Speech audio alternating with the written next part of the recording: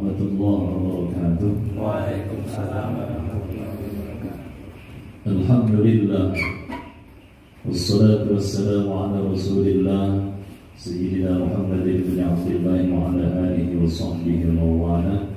La hawla wa la quwwata illa billah, amma ba'd. Ma'asyiral muslimin wal muslimat, Bapak Ibu hadirin wal hadirat, para jamaah yang dirahmati Allah. Alhamdulillah, puji syukur kita aturkan kepada Allah Subhanahu wa taala. Pada malam hari ini kita bisa hadir berkumpul di masjid ini untuk thalabul ilmi. Kita sudah awali dengan zikir. Semoga niat baik kita berkumpul pada malam hari ini di tempat yang baik ini mendapatkan catatan kebaikan di sisi Allah Subhanahu wa taala. Amin amin amin. Salawat dan salam semoga tercurahkan ke hariban junjungan kita baginda Rasulullah Muhammad sallallahu alaihi wasallam. Alhamdulillah, malam ini terang, tidak seperti kemarin karena hujan tidak banyak yang hadir. Tapi seperti kemarin, alhamdulillah barokahnya banyak. Walaupun hujan, tapi barokahnya banyak dengan mendapatkan snack yang banyak. Malam hari ini meskipun kemudian tidak hujan dan mungkin nanti juga tidak seperti kemarin snacknya karena banyak yang hadir, tapi insya Allah barokahnya sama banyak dengan yang kemarin. Amin ya rabbal alamin. Bapak Ibu para jamaah yang dirahmati Allah, malam hari ini kita akan lanjutkan kajian fikih dulu. Kemarin kita sudah bahas sampai kepada sunnah, dua hal yang disunnahkan sebelum masuk di dalam sholat itu, yaitu azan dan iqamah. Kemudian ada dua sunnah, yaitu sunnah arba'ah, yaitu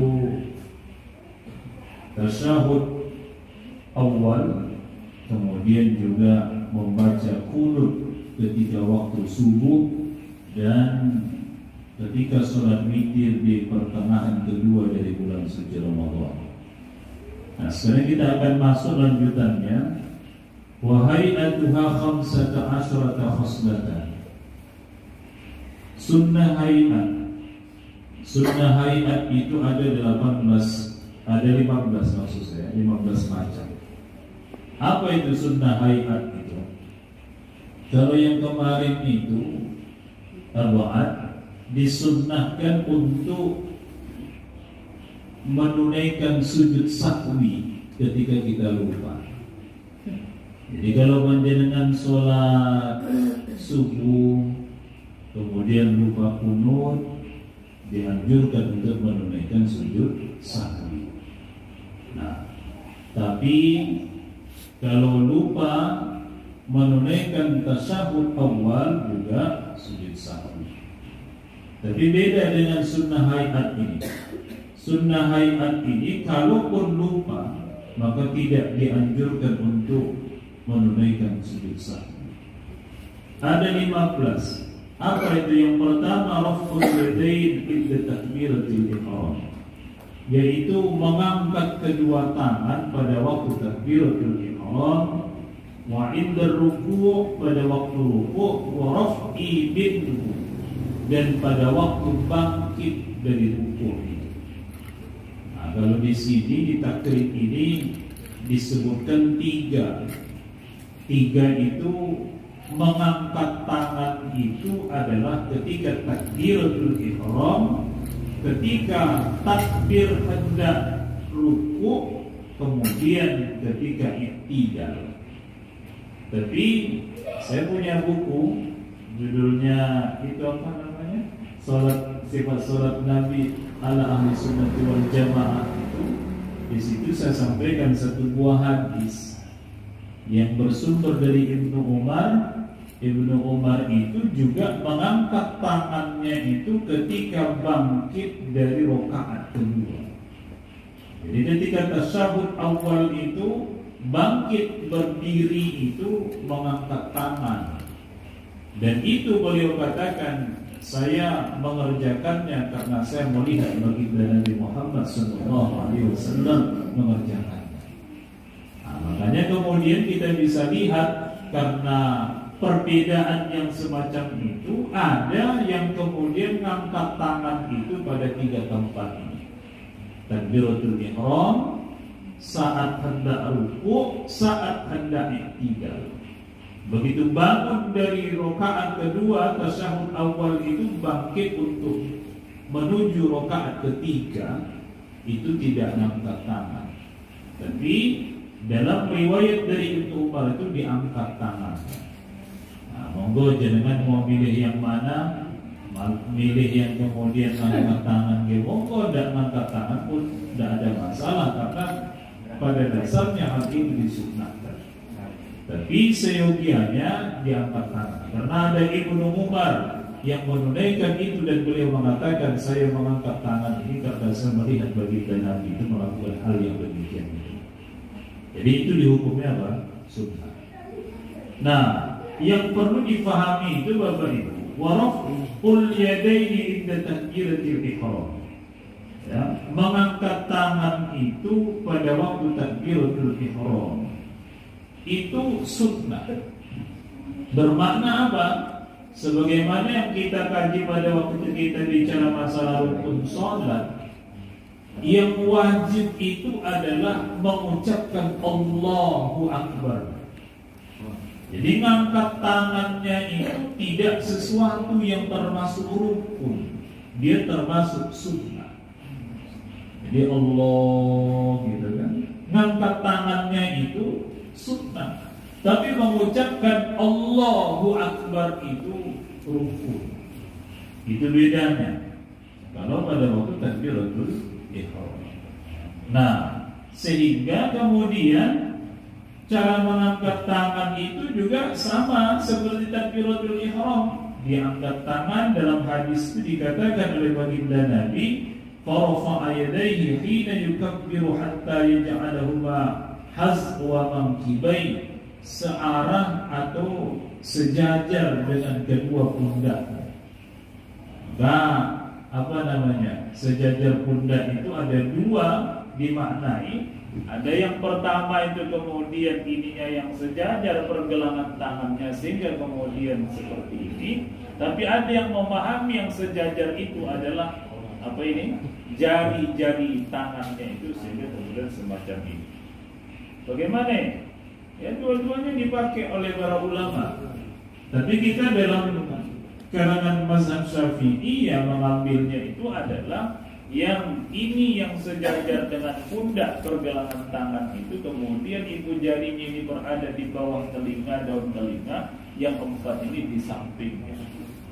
Sehingga ini perlu dipahami dengan baik. Nah, tapi kalau jenengan melihat ada orang kok sholat begini, ya boleh, tidak apa-apa. Jadi dia memilih yang itu. Nah, karena tafsir dari hadis itu hadisnya sama, tapi posisi cara menafsirkannya itu yang kemudian menjadi perbedaan pendapat di kalangan ulama. Ya, ada yang sejajar, ada yang sejajarnya itu pergelangan tangan, ada yang memang ibu jari atau apa, jari jemari itu sejajar dengan pundaknya. Nah itu. Jadi yang penting diingat lagi dalam hal mengangkat tangan ini Bapak Ibu, tidak semua gerakan di dalam sholat itu mengangkat tangan. Yang angkat tangan itu yaitu tadi takbiratul ihram, rukuk, kemudian i'tidal, bangun dari rakaat kedua, atau pada saat tasyahud awal itu bangun itu diangkat tangannya. Nah, saya ada yang bertanya itu, bagaimana kalau angkat tangannya itu malas-malasan?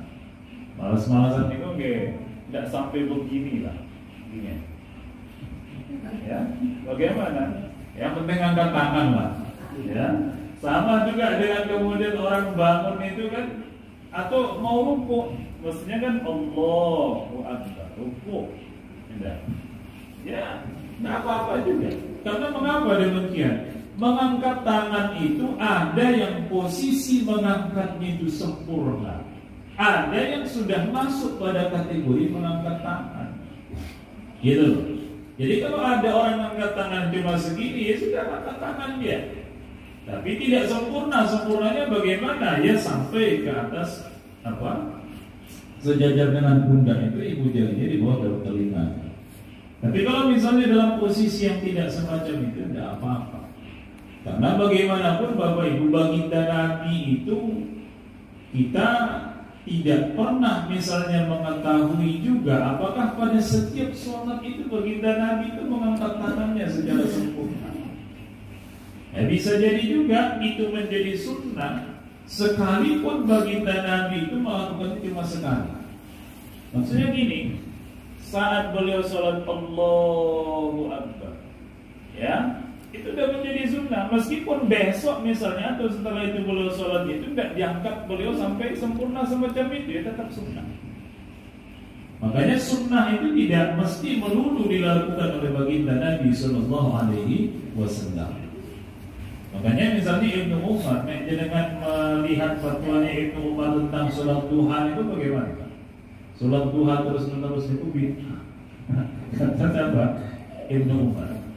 Nah kok bisa? Ya bermakna Nabi itu tidak setiap hari itu sholat sunnah, tidak setiap hari sholat sunnah duha. Ya, tapi nek jenengan bisa istiqomah sholat duha terus menerus itu ya banyak ulama yang sudah mendapatkan hasil. Dan cuma masalah kaitannya dengan harta benda, tidak sekedar itu.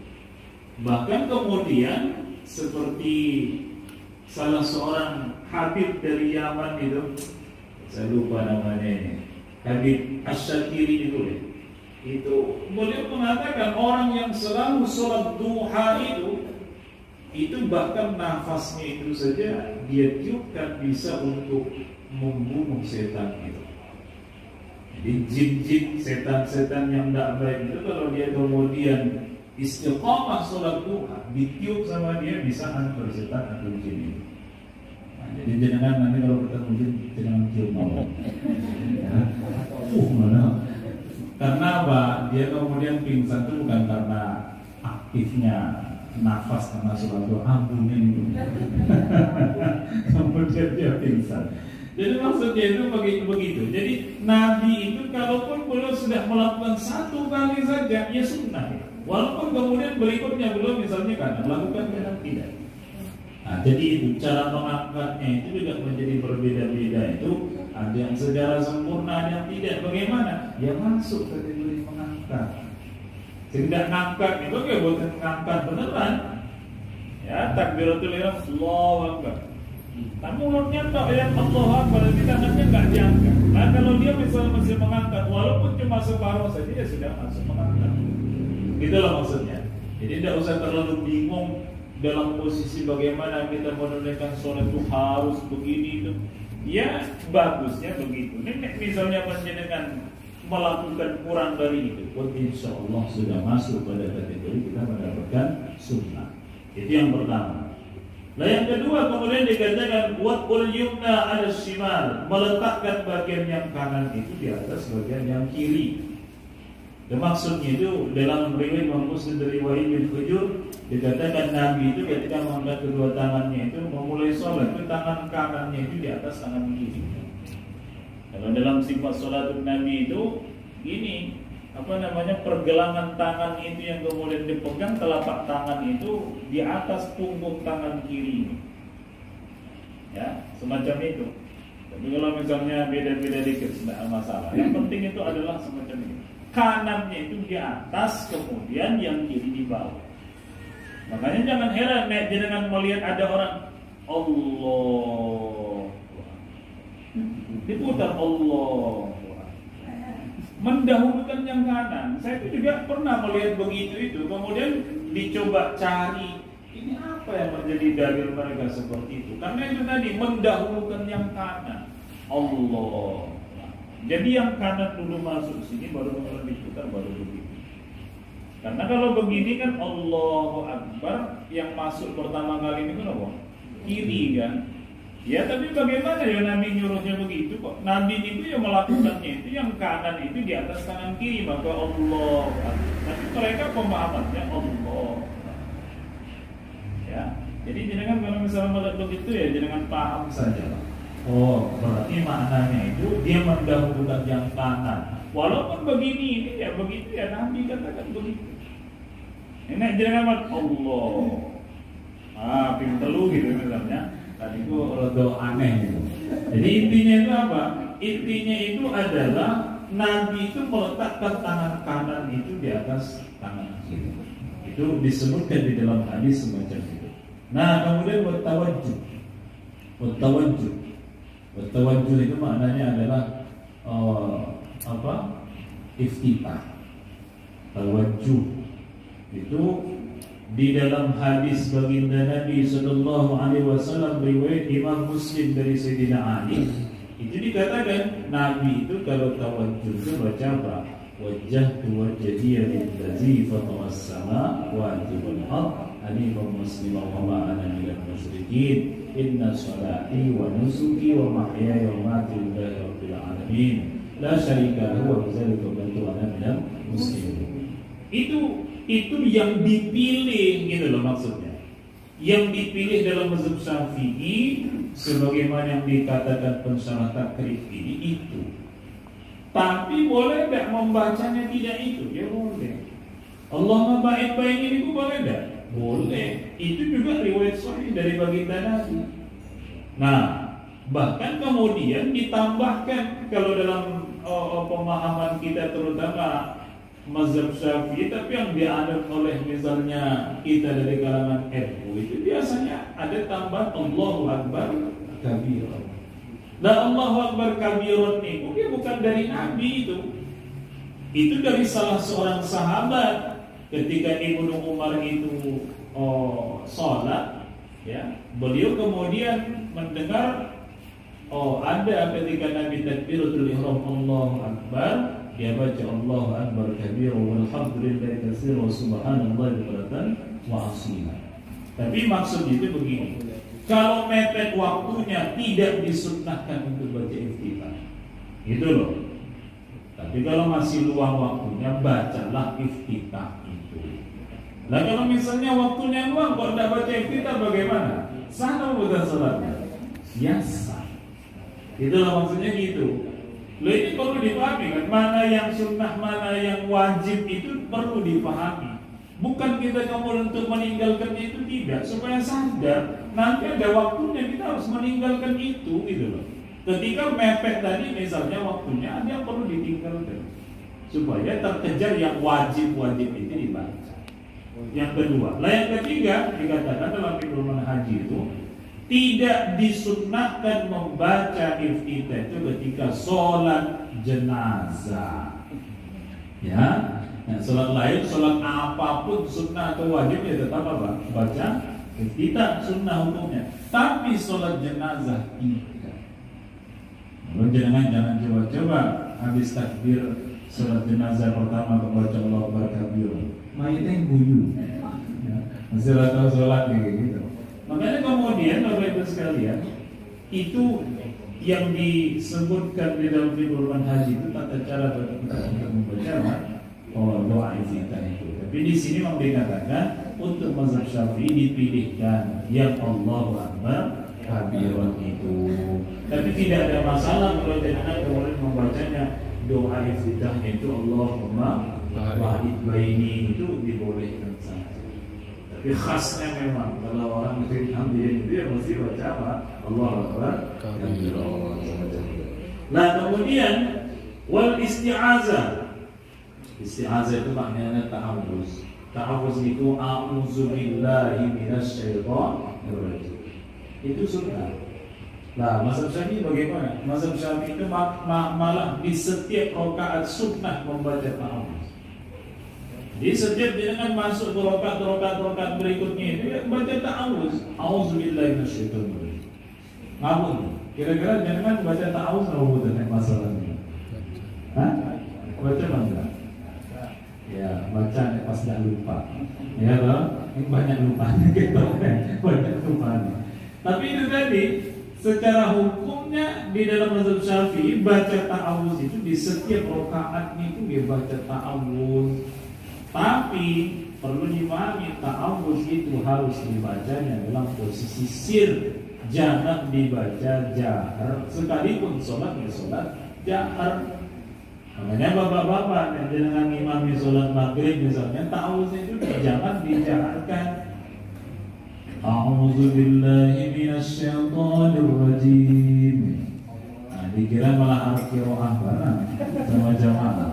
Maka kemudian bacanya disirkan saja bismillahnya yang dijaharkan. Itu wal jahru fi maudhihi wal israr fi maudhihi.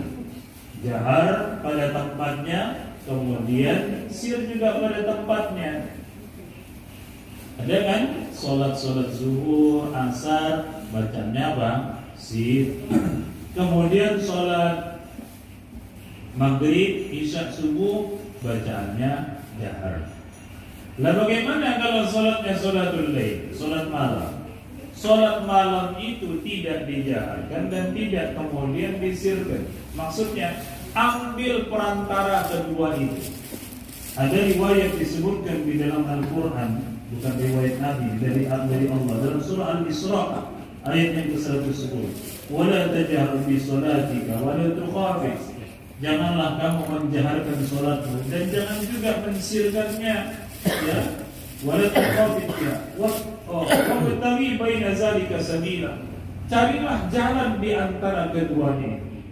Maksudnya apa? Ya jangan terlalu keras, jangan juga terlalu apa? Terlalu pelan. Ya. Mengapa demikian? Karena sholat malam itu, Bapak Ibu, itu sholat paling pribadi sebetulnya. Makanya kan kemarin waktu kita ngaji masalah sholat sunnah itu, termasuk sholatul lail itu, termasuk tahajud itu, sholat yang dia menjadi muakkad disebabkan karena dia dianjurkan untuk ditunaikan sendiri. Jadi dengan misalnya sholat bangunkan istri, bapak-bapak, itu sebetulnya anjurannya dia sholat sendiri-sendiri, tidak berjamaah. Ya, tidak berjamaah. Boleh tidak berjamaah? Boleh. Tapi anjurannya itu tidak berjamaah. Maka sholat malam atau sholat tahajudnya itu seyogianya itu ditunaikan sendiri-sendiri. Bahkan makanya para ulama itu juga jangan sampai misalnya orang yang tidur itu kebangun, ya, mengganggu dia yang tidur itu. Kita sholat tahajud tapi kita keraskan badan dia nggak bisa tidur. Bagaimana ya? Ya terganggu dia. Makanya mohon maaf ibu bapak sekalian, ini di hadapan kita sudah ada hidangan. Yang belum dapat minum ditunggu Allah. Monggo kita nikmati dulu. Kita awali berdoa. Bismillahirrahmanirrahim. Allahumma barik lana fi ma razaqtana wa qina adzabannar. Monggo sambil dinikmati. Jadi saya sampaikan begini. Termasuk di dalamnya yang menjadi sedikit masalah itu, saya tidak tahu ya kalau di Majalah Sindon atau di mana tempat-tempat penjenengan itu biasa enggak. Tapi misalnya tempat saya itu bergejala apa? Tahajud itu jam 2:30 itu bongkak di masjid. Ada enggak kira-kira? Ada. Ya nek bongkak-bongkaknya itu misalnya dia bilang sekarang sudah jam 2:30, monggo berdoa, hilang, tidak ada masalah. Tempat saya itu malah dibacakan tarakib sekarang kan? Jangan bisa bayangkan tarakib jam 2:30 pagi. Oh ya tidak mumpet itu. Ya udah sering diingatkan, disampaikan juga jangan ganggu. Dia tetap tidak paham. Dia tetap Jadi itu tidak benar semacam itu. Sama selalu kalau misalnya katakan sekarang sudah jam 2:30, monggo berdoa 2 atau 3 kali satu dia selesai. Itu baik sekali. Makanya kemudian kalau memang mau mencontoh zaman Nabi itu ya tidak gitu, ya azan, gitu. Zaman Nabi itu kan azan. Makanya orang untuk tahajud itu diazani sampai sekarang pun Masjidil Haram, Masjid Nabawi itu kan tetap harus azan kan. Ada azan kita jam 3. Sekitar 1 jam sebelum subuh itu azan. Untuk apa itu? Membangunkan orang, ayo tahajud. Lah waktu itulah as-salatu khairum minan naum itu kemudian menjadi disunnahkan. Tapi pada azan yang kedua itu tidak pakai as-salatu khairum minan naum. Kok tak pakai? Karena orang udah pada bangun. Udah pada bangun, kok sholat lebih baik daripada tidur. Kan jadi masalah tidak pas kan. Tapi sekarang banyak dilakukan as-salatu khairum minan naum itu pada yang kedua, karena yang pertama nggak ada azan. Gitu loh, maksudnya begitu.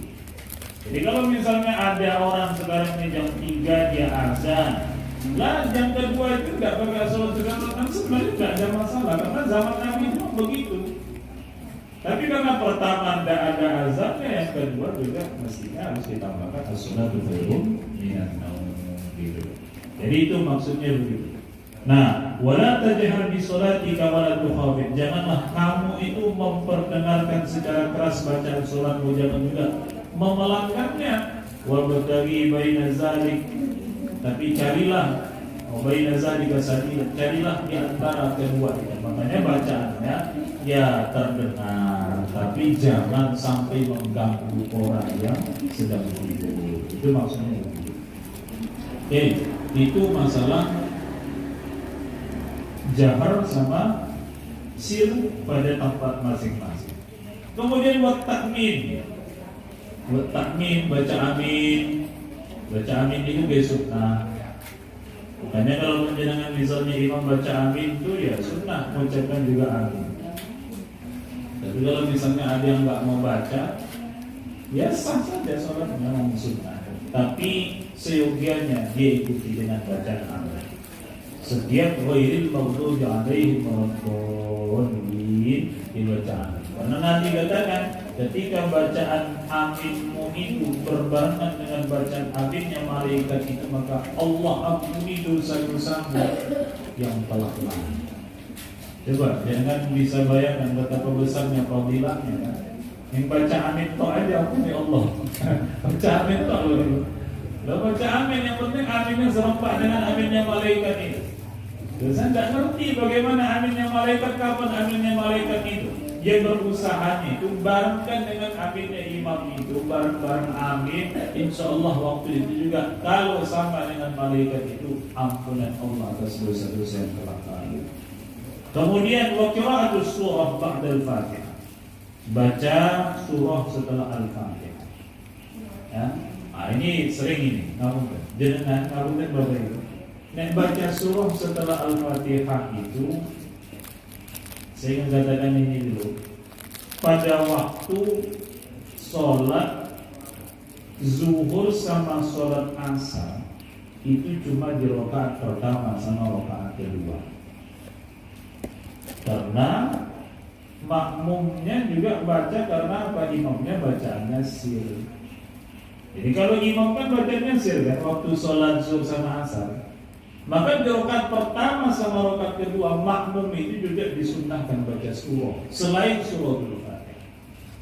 Tapi kalau sholatnya sholat maghrib, isya sama subuh, atau bacaan sholatnya dijaharkan, sholat termasuk di dalamnya sholat Jumat, maka jangan cukup membaca surah Al-Fatihah, kemudian surah selain surah Al-Fatihah itu tidak disunnahkan juga. Mengapa kok disunahkan dibaca pada waktu zuhur sama asar? Karena imam itu bacaannya sir, itu loh maksudnya. Sehingga panjenengan nggak mendengar bahwa imam itu baca surah. Lah tapi kalau surahnya, kalau sholatnya 2 rakaat seperti subuh atau kemudian maghrib atau isya atau Jumat, itu kan jenengan kan baca, mendengarkan bacaan surahnya imam. Maka di rakaat pertama sama rakaat kedua itu pun tetap cuma yang disunahkan baca apa? Diwajibkan baca surah Al-Fatihah. Untuk surah selain surah Al-Fatihah dan disunnahkan. Paham betul ini? Itu gitu. Kemudian ini yang perlu saya tanya. Jenengan kalau misalnya baca surah itu, kalau seandainya jenengan pilih dia di tengah surah, jenengan baca Bismillah atau belum? Baca Bismillah iya. Mazhab Syafi'i itu kalau jangan buka Fathul Mu'in itu begitu. Itu Imam Syafi'i malah yang mengatakan kalau kita membaca surah sekalipun dari pertengahan surah, ya tetap dianjurkan baca Bismillah. Jadi kayak gitu ngapunten, ya banyak juga kan ngambilnya itu tidak dari Imam Syafi'i, misalnya dari imam-imam qiraat itu, dia ngapunten. Kadang seperti maaf deh, imam-imam masjid-masjid besar itu saja tidak pakai bismillah ketika dia membaca apa? Membaca surah itu. Kalau dia baca dari pertengahan, misalnya dengan baca apa ya?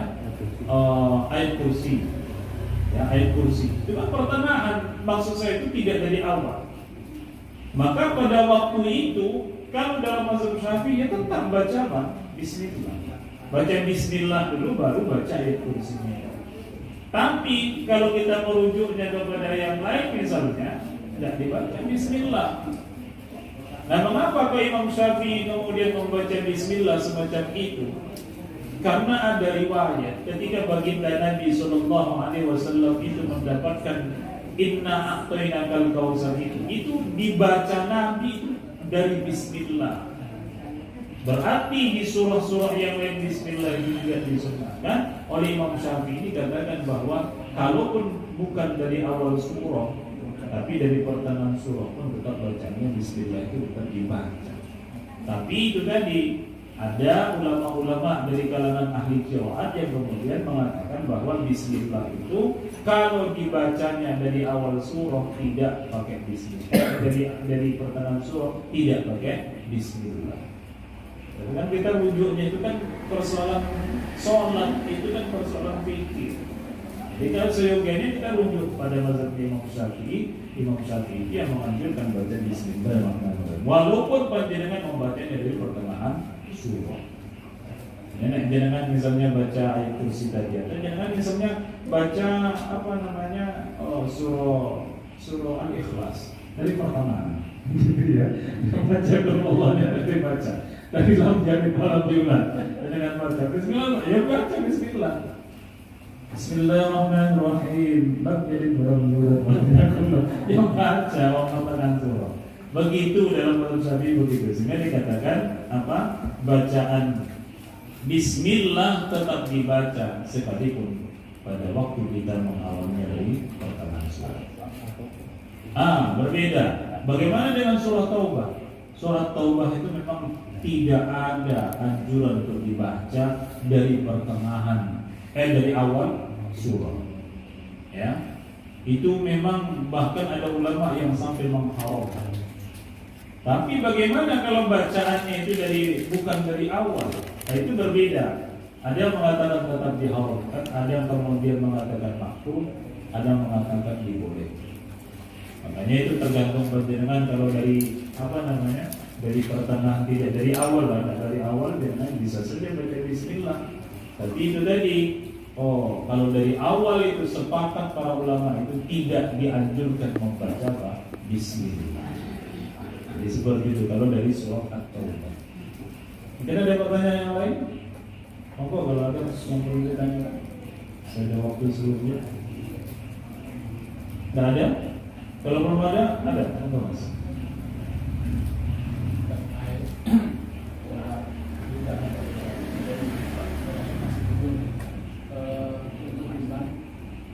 Bacaan yang ke-34 itu disunahkan untuk bacaan surahnya.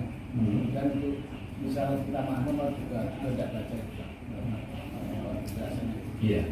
Baik. Untuk rakaat ketiga sama keempat maksudnya. Iya, untuk rakaat ketiga sama untuk rakaat keempat itu tidak ada kesunahan untuk membaca surah. Karena Nabi sendiri itu juga tidak baca surah selain suratul Fatihah. Gitu.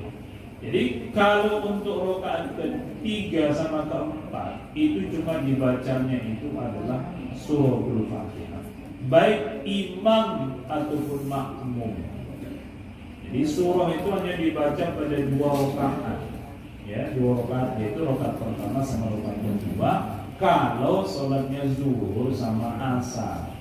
Kalau maghrib sama isya sama subuh atau sholat yang diperdengarkan bacaannya tidak dibaca surah, biarkan imam yang membaca surah itu, ya. Atau jangan sholat sendiri. Jangan sholat sendiri tetap baca surah di rakaat pertama sama rakaat kedua, sekalipun sholatnya maghrib, isya sama subuh, karena sholatnya apa? Sendiri. Nah, kalau yang ikut imamnya, bacaan imam itu sudah termasuk pada bacaan bagi si makmum, sehingga bagi mereka itu tidak ada kesunahan untuk membaca surah. Nah, itu juga kan yang dipahami dalam mazhab Syafi'i. Mengapa kemudian bacaan suratul Fatihah itu dibaca ketika antara amin sama bacaan surahnya imam? Ya, karena di Quran itu kan dikatakan apabila dibacakan Quran, fastami'u lahu wa ansitu, ya, dengarkanlah, ya, kemudian diamlah, dengarkan bacaan imam itu. Pas bacaan Fatihah panjenengan diam, dengarkan bacaan Fatihah imam itu. Begitu kemudian amin, setelah amin, imamnya yang diam sejenak, baca oleh makmum suratul Fatihah. Begitu imamnya baca surah, imamnya yang diam, dia dengarkan bacaan surah dari imamnya.